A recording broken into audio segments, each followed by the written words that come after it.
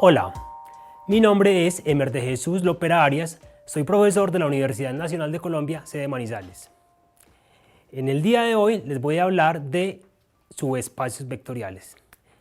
En sesiones anteriores se habló del concepto de espacio vectorial, que era un concepto que generalizaba, digamos, la estructura que ya habíamos conocido en el conjunto de matrices y en R a la n.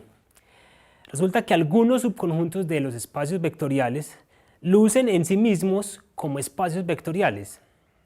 Estos subconjuntos los vamos a llamar subespacios vectoriales y serán el objeto de estudio de la presente sesión. Bueno, antes de llegar a una definición de subespacio, comencemos mirando el siguiente ejemplo que les estoy mostrando en la presentación. A este conjunto llamémoslo H. Va a ser un conjunto de parejas ordenadas XY que satisfacen que su segunda coordenada es igual a x al cuadrado, es decir, es igual a su primera coordenada. Eso tiene una representación gráfica en el plano cartesiano. Es muy conocida por ustedes, digamos, en los cursos de cálculo diferencial. Es una parábola, si graficamos todos los puntos XY en el plano que satisfacen esta ecuación. Ahora, entonces una pregunta es H con las dos operaciones suma y producto por escalar de R a la 2 un espacio vectorial en sí mismo? Bueno, la respuesta, como la ven ahí, es no. La razón es la siguiente. Digamos, si queremos que H sea un espacio vectorial en sí mismo con estas dos operaciones, pues lo primero que tenemos que asegurarnos es que la operación está bien definida en ese conjunto. Observemos que esto no es así. Por ejemplo, si miramos el punto o el vector 1, 1, pertenece a H porque recuerden ustedes que H está definido como y igual a x cuadrado. Estas dos componentes x y y satisfacen esa relación. Entonces tenemos que U es un elemento de H. Por otro lado, B también pertenece a H. B tiene componentes menos 1, 1. O sea, x es menos 1 y y es 1. También satisface la relación y igual a x cuadrado. En este caso 1 es igual a menos 1 cuadrado. Sin embargo, cuando sumamos estos dos vectores, U más B, con la suma que se definió en R a la 2 anteriormente, esto nos da, digamos, sumando componente a componente nos daría 0,2. 0,2 claramente no pertenece a H, pues no satisface la ecuación y igual a x cuadrado. Obviamente 2 es distinto de 0 al cuadrado. Entonces observen ustedes que, aunque digamos que la suma, la operación suma, aunque está definida en R2, si nos restringimos a H, no está bien definida en H. Porque miren ustedes, como está en la presentación, que la suma de dos elementos de H no necesariamente pertenece a H nuevamente.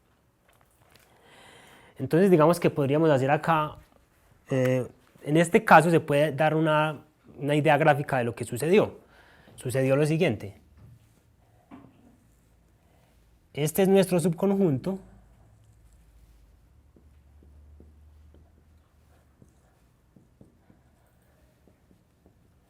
Nuestro subconjunto H, tomamos un vector por acá, otro vector por acá, a este le dimos el nombre de U, a este le dimos el nombre de B,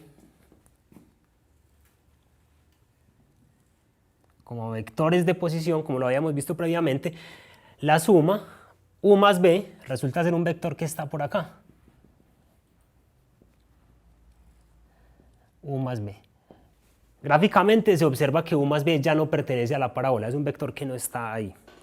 Entonces eso fue lo que ocurrió gráficamente, aunque ahí vimos la cosa algebraicamente. Entonces digamos que esto nos da pie a lo siguiente, a dar una definición de lo que es un subespacio. Entonces, dado un subconjunto W de un espacio vectorial B, diremos que este es un subespacio vectorial de B o simplemente es un subespacio de B si W en sí mismo, con las mismas operaciones que tenemos en B, es un espacio vectorial. Y vamos a denotar esta relación como menor o igual. Es decir, cuando digamos W menor o igual que B, como aparece en la diapositiva, diremos entonces que lo que estamos diciendo es que W es subespacio vectorial de B.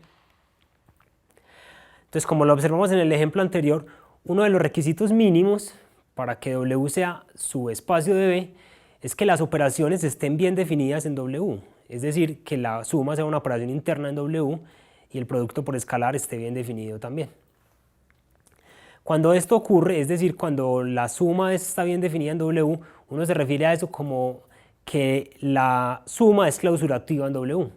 Y el producto por escalar, si está bien definido, decimos que es clausurativo en W. Entonces, en general, esta situación no es solamente una condición necesaria, también es suficiente, como lo decimos en el siguiente teorema. En el teorema establecemos entonces que si V con la suma y el producto es un espacio vectorial y W es uno de sus subconjuntos, entonces W es subespacio de V si y solo si se cumplen las siguientes condiciones. W es cerrado bajo la suma o clausurativo, como lo quieran decir, es decir, dados dos elementos de W, su suma pertenece a W, y W también es cerrado bajo el producto por escalar, es decir, dado un escalar cualquiera y dado un vector de W, el producto por escalar también pertenece a W. Entonces, si W satisface que es cerrado bajo la suma y cerrado bajo el producto por escalar, resulta ser un subespacio de W. Es decir, en sí mismo es un espacio vectorial. Piénselo así, es como un espacio vectorial que está incrustado dentro de uno más grande. Esa es la idea de subespacio. Entonces ya vimos un ejemplo de algo, de un subconjunto que no es un subespacio vectorial, que era la parábola. Veamos ahora uno que sí es subespacio vectorial. Nuevamente me voy a referir a R a la 2. Ese va a ser nuestro espacio grande, digamos el espacio en el cual estamos considerando este subconjunto. R a la 2 con la suma que ya conocemos y el producto por escalar que también se definió previamente en sesiones anteriores. W entonces va a ser la siguiente línea recta que cruza el origen. Miren ustedes, va a ser la pareja XY sujetos a la condición de que 2x menos y es igual a 0. Es decir, todas las parejas que satisfagan esta ecuación lineal, que ya sabemos que es una línea recta, se puede graficar inclusive. Vamos a demostrar que W es un subespacio de R a la 2. Es decir, ¿en qué consiste la demostración? Tenemos que demostrar que la suma está, que W es cerrado bajo la suma y también es cerrado bajo el producto por escalar. Entonces, para probar la primera parte, tomemos dos vectores arbitrarios o variables, como lo quieran decir, U y V, y C un escalar. Bueno, la condición es que U y V pertenecen a W. No solamente son de R2, sino que más aún son de W. Es decir, si escribimos a U con componentes x1 y y1, lo que estamos diciendo es que satisface la ecuación, es decir, 2x1 menos y1 debe ser igual a 0, por el hecho de que está en W. Y B, por el hecho de estar en W, satisfacen la ecuación también, es decir, 2 por x2 menos y sub 2 es igual a 0. Esa es nuestra hipótesis, ese es nuestro punto de partida. Ahora, a partir de esa hipótesis, que estamos suponiendo que es verdadera, tenemos que probar que la suma también pertenece a W. Bueno, ahora la suma, U más B, está definida componente a componente en R a la 2, entonces sería x1 más x2 y la segunda componente y sub 1 y sub 2. ¿Cómo demostramos que U más B pertenece a W? Pues simplemente tenemos que demostrar que sus componentes satisfacen la ecuación 2x menos y igual a 0. Esa es la condición que define a W. Entonces miramos, en este caso la componente de x es x1 más x2, estoy hablando de la componente de U más B, y la componente y, o la segunda componente de U más B es y sub 1 más y sub 2. Entonces hacemos 2 por x1 más x2 menos y sub 1 más y sub 2. Vamos a operar esto a ver qué obtenemos. Entonces, como observan en la presentación, si hacemos la propiedad distributiva, porque miren que esas son variables reales, y asociamos de manera adecuada, es decir, digamos, ponemos asociar 2x1 con menos y sub 1, más 2x2 menos y sub 2. Entonces, miren el primer sumando que yo agrupé en un paréntesis. Ese sumando satisface que es igual a 0, como está arriba en la presentación. Y el segundo también es 0. Por tanto, eso nos da 0. Eso está demostrando entonces que U más B pertenece a W. Similarmente, muy similar, probamos que C por U pertenece a W. Primero escribimos qué es C por U. C por U es C por x1, C por y sub 1. Ahora bien, queremos ver que ese producto pertenece a W nuevamente, entonces queremos saber que satisface la ecuación 2x menos y igual a 0.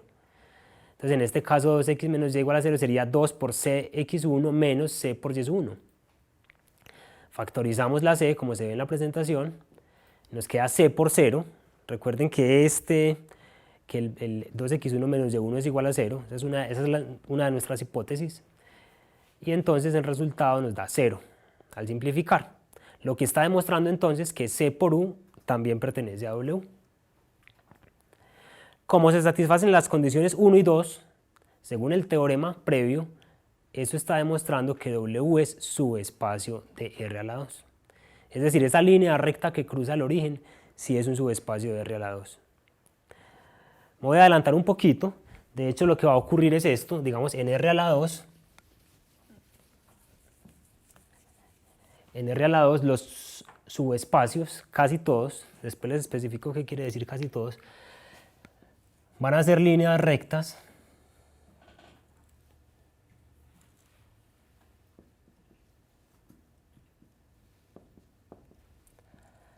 listo, así, van a ser líneas rectas que cruzan el origen. Esos van a resultar ser los subespacios que llamaremos subespacios no triviales de R a la 2. No solamente en este ejemplo que acabamos de ver, pero después hablamos de eso. Bueno, veamos un segundo ejemplo, ya vamos a movernos de R a la 2, que es tan cómodo visualmente. Este es, digamos, el espacio de matrices cuadradas, n por n. Tal es que su transpuesta es igual a A, es decir, estamos hablando de las matrices cuadradas simétricas. Recuerden que esta es la condición que define una matriz simétrica. Vamos a demostrar que este W resulta ser un subespacio del espacio vectorial M sub nn. Entonces, nuevamente, la demostración consiste en probar que este W es cerrado bajo la suma y cerrado bajo el producto por escalar en el espacio de matrices. Entonces, nuevamente, miren la similitud con la demostración anterior. Tomamos dos variables A y B, en este caso son matrices simétricas, y un escalar, arbitrarios todos. La única condición que sabemos que tienen es que son simétricas, es decir, que A transpuesta es igual a A y B transpuesta es igual a B. Entonces, a partir de acá queremos ver que A más B también pertenece a W. Es decir, que A más B es simétrica. Entonces usamos las propiedades de la transpuesta y hacemos A más B transpuesta, que resulta ser la transpuesta de A más la transpuesta de B. Como A es simétrica, entonces A transpuesta es A y B transpuesta también. Al simplificar todo, observamos que A más B satisface la ecuación X transpuesta igual a X, es decir, A más B es simétrica, pertenece a W. Entonces con eso estamos demostrando que W es cerrada bajo la suma de matrices. Y similarmente probamos que es cerrado bajo el producto por escalar, entonces simplemente usamos las propiedades de la transpuesta, hacemos C por A transpuesta, ese escalar puede salir y A transpuesta es igual a A. Estamos demostrando entonces que C por A es una matriz simétrica, es decir, pertenece a W independientemente del escalar C. Es cerrado bajo el producto por escalar. Es decir, esas dos condiciones que estamos mostrando ahí están demostrando que W es subespacio del espacio de matrices de tamaño n por n. Entonces tengan muy presente esto porque este va a ser un ejemplo que vamos a usar frecuentemente. El subconjunto de matrices simétricas forma un subespacio dentro del espacio vectorial de matrices cuadradas. Es decir, no es un subconjunto cualquiera, es un subconjunto que es subespacio vectorial. Es muy importante. Bueno, ahora este criterio es como un criterio que nos permite decidir si algo es un subespacio o no. Y dice lo siguiente: si W es subespacio de B, entonces necesariamente contiene al cero de B, contiene el elemento neutro de B. Dicho de otra manera, viendo el contrarrecíproco de esta afirmación, si el cero no pertenece a W, quiere decir que W no puede ser subespacio vectorial de B. Entonces, demostremos este hecho. Bueno, la demostración es realmente muy sencilla. Simplemente, como W es no vacío, tiene por lo menos un elemento, digamos U, un vector. U pertenece a W. Ahora, como W es clausurativo bajo el producto por escalar o cerrado bajo el producto por escalar, 0 por U pertenece a W, como lo estoy mostrando ahí. Pero 0 por U es igual a 0. Fue una de las propiedades que ustedes vieron en la sesión anterior. Entonces miren que ahí estamos demostrando que el 0 pertenece a W. Si W es subespacio, el 0 pertenece a W, es decir, el 0 del espacio grande en el cual vive W. Entonces, por ejemplo, ¿cómo podríamos usar este teorema? Nos dan este conjunto H, es un subespacio del espacio de polinomios de grado menor o igual que 2. Está formado por todos los polinomios o vectores de la forma A más B más 2 por X más BX cuadrado, con A y B coeficientes reales. Entonces, ¿será que H es un subespacio de P sub 2?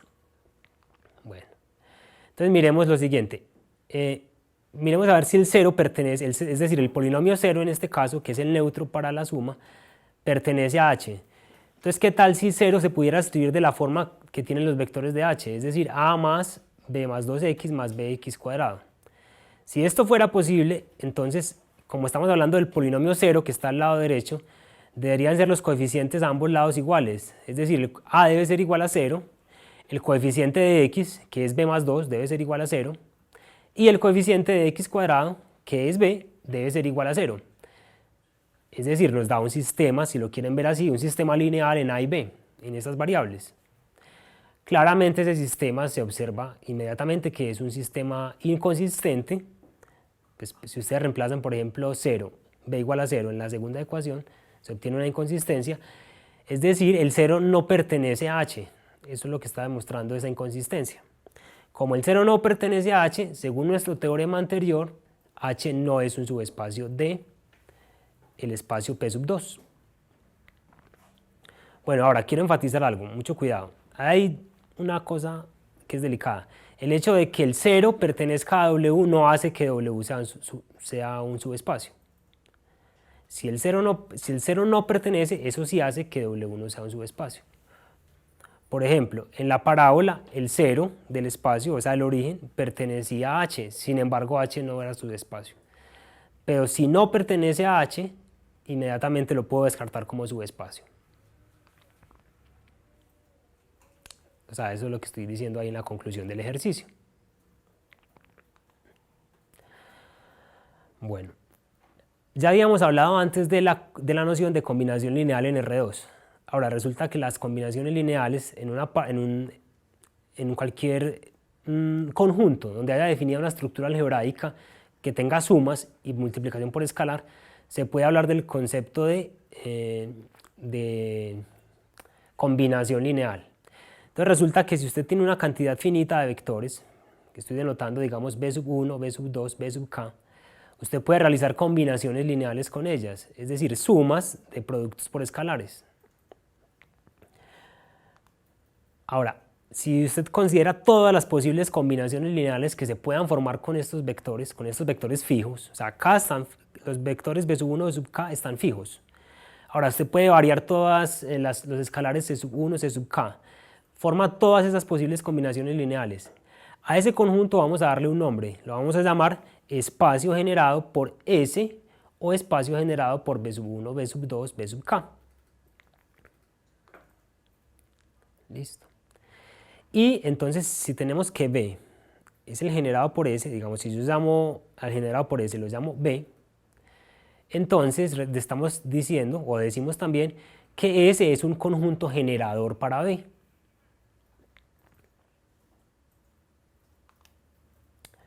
Entonces, consideremos el espacio vectorial P sub 2. Me dan un vector de P sub 2, en este caso lo voy a llamar R, 1 menos 4x más 6x cuadrado. Y me preguntan si este vector pertenece al espacio generado por P y Q, donde P es 1 menos x más x cuadrado y Q es el polinomio 2 más x menos 3x cuadrado.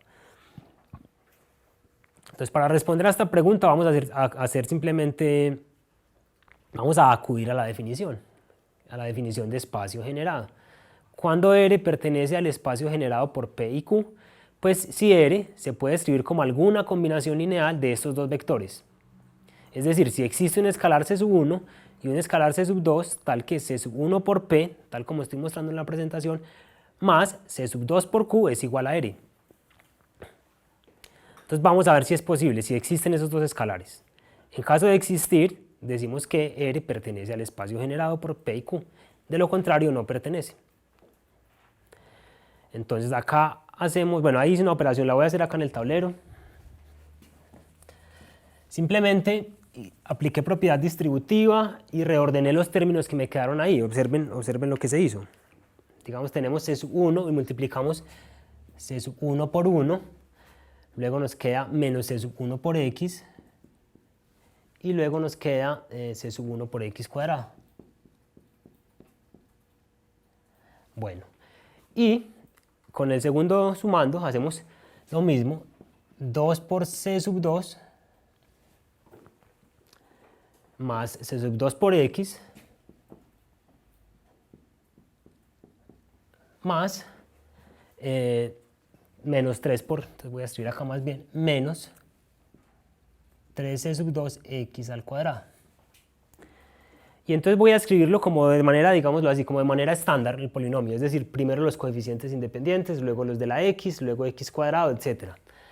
Entonces, tomo este y este, que son los independientes, luego los de X, que son este y este,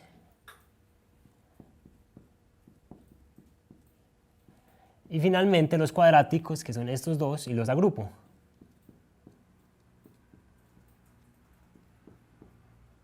X cuadrado. Entonces llegamos a lo que tengo ahí en el segundo renglón de la diapositiva. Bueno. Entonces, nuevamente, ¿cuándo son iguales dos polinomios? Tenemos a un lado el polinomio en términos de C sub 1 y C sub 2 y al otro lado el polinomio fijo que me dieron, 1 menos 4x más 6x cuadrado. Esos polinomios son iguales, sí y solo sí son iguales por coeficientes, es decir, el coeficiente independiente del lado izquierdo debe ser igual al coeficiente independiente al lado derecho. En este caso C sub 1 más 2C sub 2 debe ser igual a 1. El coeficiente de la x al lado izquierdo debe ser el coeficiente de x al lado derecho.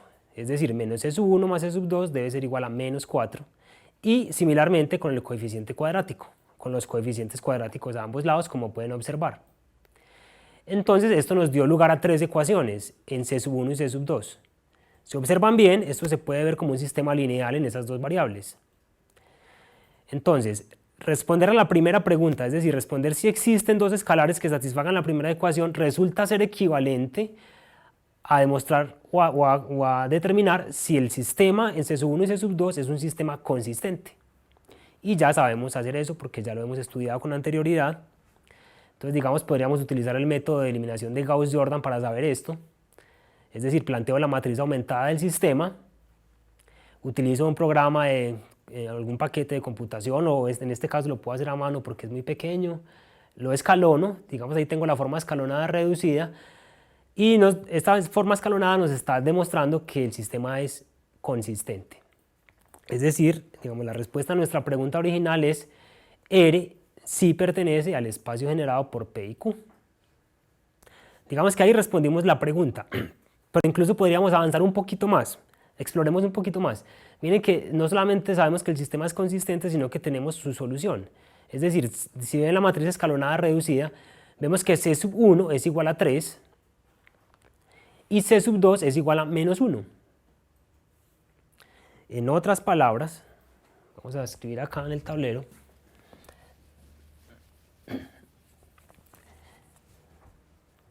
si regresamos a la ecuación inicial que planteamos, habíamos planteado esto. C sub 1 por P más C sub 2 por Q es igual a R. Entonces la pregunta era, ¿existen C sub 1 y C sub 2? Existen y sabemos cuáles son explícitamente, son únicos. En este caso sería C sub 1 es igual a 3 y C sub 2 es igual a menos 1. O sea que más aún sabemos que R se puede escribir como la siguiente combinación lineal de P y Q. 3 veces P menos 1 vez Q. Ahora resulta que este conjunto que acabamos de definir, que llamamos espacio generado por una cantidad de vectores, no es cualquier conjunto, sino que es un conjunto muy especial. Es decir, es un subespacio de B. Es un subespacio del espacio al cual pertenecen los vectores. Listo, esto es una afirmación bastante importante. Ya se van a dar cuenta cómo aplicaremos esto. Primero les quiero dar una demostración, es muy sencilla, la demostración de que W, estoy llamando W al espacio generado por estos K vectores. W es un subespacio vectorial de B. La demostración consiste entonces en probar, de acuerdo a nuestro primer teorema, consiste en probar que W es cerrado bajo la suma y cerrado bajo el producto por escalar. Entonces, tomamos dos vectores, U y V, arbitrarios, en W y C un escalar. ¿Qué podemos decir de U y de V? Pues simplemente de la definición de W, como lo están viendo ustedes. Entonces simplemente U es una combinación lineal de vectores de B sub 1, B sub 2, B sub K, de esos K vectores fijo. Yo lo estoy escribiendo como C sub I, los escalares en esta combinación lineal. Y B también pertenece a W, entonces también es una combinación lineal, la estoy escribiendo con unos escalares D sub I, D sub 1, D sub 2, etc. Eso es lo único que sabemos de U y B. Ahora, cuando sumamos, por las propiedades de espacio vectorial, yo puedo agrupar, digamos, C sub 1, B sub 1 con D sub 1, B sub 1. Yo las puedo asociar, los puedo agrupar y sacar factor común B sub 1. Y eso me da resultado entonces me resulta entonces en C sub 1 más D sub 1 multiplicado escalarmente por B sub 1. Similarmente hago eso con C sub 2 y D sub 2 y etcétera, etcétera, hasta que llegue a C sub K con D sub K. Entonces, digamos que cuando yo escribo de esa forma U más B, me doy cuenta de que U más B es nuevamente una combinación lineal de los vectores dados. Es decir, U más B pertenece al espacio generado por estos vectores. Entonces miren que fácilmente demostramos que W es cerrado bajo la suma. Ahora, ¿por qué es cerrado bajo el producto por escalar? Si miramos la escritura que tiene U y multiplicamos por C, usando la propiedad distributiva que debe tener un espacio vectorial, entonces el C entra a multiplicar cada uno de esos sumandos y nos queda nuevamente, si observan bien, una combinación lineal de los vectores B sub 1, B sub 2 hasta B sub K. En otras palabras, C por U también pertenece a W, porque simplemente es una combinación lineal de estos vectores. Esto está demostrando que W es subespacio vectorial de B. ¿Cómo podemos aplicar este teorema? Entonces me presentan el siguiente subconjunto. Es un subconjunto de matrices de tamaño 2, de matrices cuadradas, que tienen la siguiente forma: A, B, B y menos A, donde A y B pueden tomar cualquier valor real. Eso estoy indicando después del slash. A y B pertenecen a R, es decir, no tienen ninguna restricción particular. Entonces W son todas las matrices que tienen esta forma. Bueno, en particular piensen, por ejemplo, esas matrices son simétricas, porque B, digamos, la componente 1, 2 es igual a la componente 2, 1, pero no solamente son simétricas, sino que tienen una restricción adicional. O sea que no es exactamente todo el conjunto de matrices simétricas, pero es un subconjunto de ahí, más aún. Entonces ahora la pregunta es este W también un subespacio de M2 por 2? Entonces la respuesta es sí, y la demostración ya no la vamos a hacer con base en el teorema, en el primer teorema que les mostré. Es decir, ya no vamos a demostrar que W es cerrado bajo la suma y bajo el producto por escalar. Se podría hacer, pero en este caso va a ser más efectivo hacer esto. Escribamos una matriz de este conjunto, de manera general, escribámosla de la siguiente manera. La voy a descomponer como la suma de dos matrices, una donde está la variable A y otra donde está la variable B, tal como lo pueden ver en la presentación. Ahora, de la primera matriz saco el A como escalar al frente y me queda A multiplicado por 1, 0, 0, menos 1, multiplicado por esa matriz fija, más B, y en B hago algo similar. Es decir, si lo ven bien, cada matriz de W se puede escribir como una combinación lineal de la primera matriz y la segunda matriz. En otras palabras, W se puede ver como el espacio generado por esas dos matrices.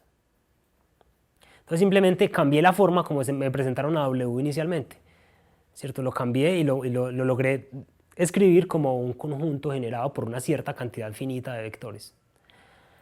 Resulta entonces que según el teorema anterior eso es suficiente para demostrar que W es un subespacio vectorial del espacio de matrices. Entonces miren que la demostración fue mucho más sencilla que las que hacíamos antes. Eso es por el hecho de que ya estamos obviamente avanzando en la teoría, ya tenemos más herramientas teóricas para hacer las demostraciones. Bueno, también me dicen, hay un conjunto generador para W. Miren que en el proceso lo estuvimos hallando, en el proceso nos dimos cuenta que esas dos matrices, ese conjunto lo voy a llamar S, esas dos matrices resultaron ser un conjunto generador para W. Mucho cuidado con este ejemplo porque esto lo vamos a usar de aquí en adelante mucho. Porque la idea, voy a adelantarme un poco, la idea de las sesiones posteriores va a ser definir la noción de base que va a ser muy importante, una base para un espacio vectorial. Y esta es la forma como vamos a encontrar esas bases. Lo primero es encontrar un conjunto generador. Aquí lo hicimos en este ejemplo. Bueno, entonces, en resumen, lo que hicimos hoy fue llegar a la noción de subespacio vectorial, que dicho de otra manera es como un espacio vectorial más pequeño que está metido en un espacio más grande. Vimos algunas de sus propiedades, algunas propiedades muy importantes, y bueno, este va a ser nuestro tema de estudio en varias de nuestras próximas clases. Bueno, entonces los invito a que ya miren los ejercicios propuestos, practiquen bastante esta noción de subespacio y nos vemos en una próxima sesión.